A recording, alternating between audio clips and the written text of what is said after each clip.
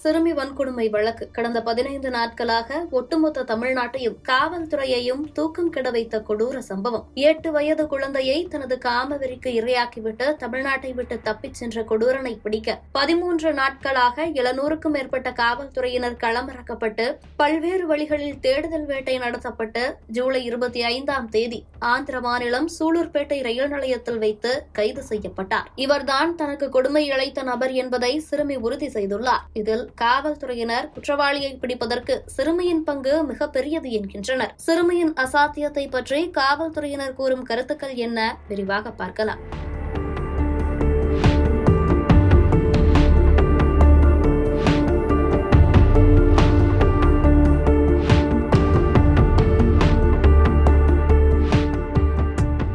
ஜூலை 12ஆம் தேதி சிறுமி பாலியல் வன்கொடுமைக்கு ஆளாக்கப்பட்டதை தொடர்ந்து அவரது பெற்றோர் தரப்பிலிருந்து காவல்துறையில் புகார் அளிக்கப்பட்டது. ஆனால் குற்றவாளி யார் என்பது குறித்த எந்த விவரமும் தெரியாமல் காவல்துறையினர் திணறி வந்தனர். இவ்விவகாரம் தமிழக மக்களிடையே கொந்தளிப்பை ஏற்படுத்த அரசியல் தலைவர்கள் பலரும் விமர்சித்து வந்த நிலையில் குற்றவாளியை பிடிக்க தனிப்படைகள் அமைக்கப்பட்டது. பின்னர் சிறுமி பாலியல் வன்கொடுமைக்கு ஆளாக்கப்பட்ட இடத்திற்கு அருகில் இருந்த கடையிலிருந்து சிறுமியை மர்ம நபர் ஒருவர் துரத்திச் சென்று தூக்கிச் செல்வது பதிவாகியிருந்தது. கைப்பற்றிய காவல்துறையினர் அதிலிருந்த நபரின் அடையாளங்களை வைத்து தேடுதல் வேட்டையை முடுக்கிவிட்டனர். ஆனாலும் அவரை பிடிப்பதில் சிரமம் இருந்து வந்துள்ளது.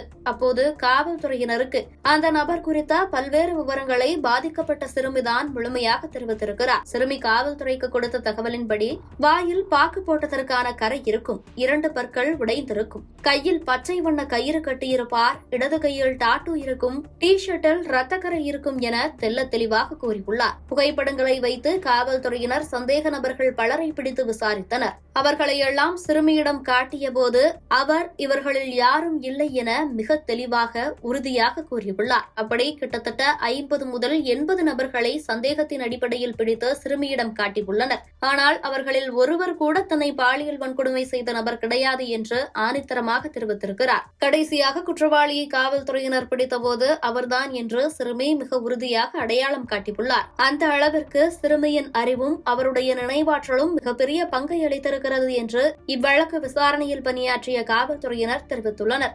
சிறுவயதாக இருந்தாலும் அவருடைய திறன் மிகப்பெரியது. ஏனென்றால் எத்தனையோ சந்தேக நபர்களை நாங்கள் பிடித்து சிறுமியிடம் புகைப்படத்தை காட்டிய போது நொடி பொழுதில் இவர்கள் இல்லை என்பதை சிறுமி தெள்ளத் தெளிவாக எங்களிடம் கூறினார். அதேவேளையில் கடைசியாக நாங்கள் பிடித்த நபரின் புகைப்படத்தை காட்டிய பொழுது அடுத்த நொடியே இவர்தான் அவர் என்பதை சிறுமி உடனடியாக உறுதி செய்தார். ஆகவே சிறுமிக்கு இருக்கக்கூடிய நினைவாற்றல் மற்றும் அவருடைய செயல்களை பார்க்கும் பொழுது மிக ஆச்சரியமாக இருக்கிறது. எங்களை பொறுத்தவரையில் இந்த வழக்கில் குற்றவாளியை தேடிப்பிடித்து கைது செய்ய எங்களுக்கு மிகவும் உறுதுணையாக இருந்தது அந்த சிறுமி கொடுத்த தகவல்கள்தான் என்று காவல்துறையினர் தெரிவித்துள்ளனர். அதேபோல எங்களை பொறுத்தவரை போக்சோ வழக்கில் அந்த நபர் கைது செய்யப்பட்டிருப்பதால் அவர் இதன் பிறகு சிறையிலிருந்து வெளியே வருவதற்கு வாய்ப்பே இல்லை. 20 ஆண்டுகள் கூட அவருக்கு சிறை தண்டனை கிடைக்க வாய்ப்புள்ளது. நாங்கள் எத்தனையோ வழக்குகளை விசாரித்திருக்கிறோம், குற்றவாளியை கைது செய்திருக்கிறோம். எங்களுக்கு இந்த வழக்கில் குற்றவாளி கைது செய்தது மிக பெரும் சவால் நிறைந்ததாக, ஏன் இவரை பிடிக்க முடியாத நிலை ஏற்பட்டு விடுமோ என்று கூட தோன்றியது.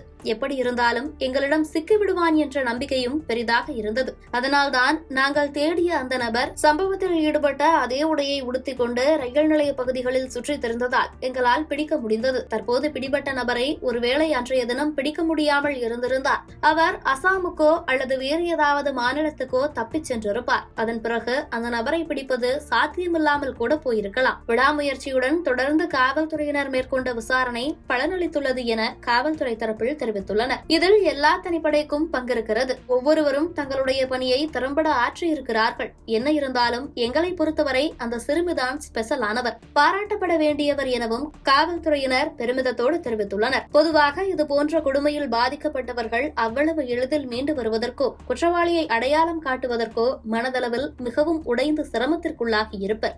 ஆனால் 8 வயதே ஆன சிறுமியின் தன்னம்பிக்கையும் துணிச்சலும் பெரும் வரவேற்பை பெற்று வருகிறது. பாதிக்கப்பட்ட சிறுமியின் பெற்றோர்கள் தைரியமாக முன்வந்து புகார் கொடுத்து குற்றவாளிக்கு தண்டனை கிடைக்க வேண்டும் என்பதில் உறுதியாக நிற்பதும் பாலியல் வழக்கில் பாதிக்கப்பட்டவர்களையே குற்றம் சாட்டுவதை விட்டுவிட்டு இப்படி குற்றவாளிகளை சட்டத்தின் முன் நிறுத்த போராட வேண்டும் என்பதற்கு முன்னுதாரணமாக இருப்பதாக பலரும் சிறுமிக்கும் அவரது குடும்பத்தினருக்கும் தங்களது பாராட்டுகளை தெரிவித்து வருகின்றனர்.